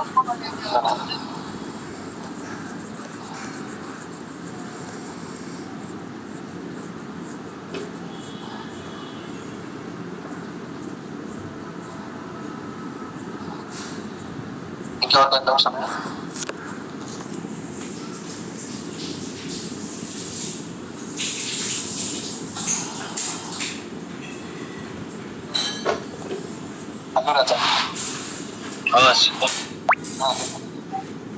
Activity master course అని అప్లై చేసావు కదా, ఎలా చేసి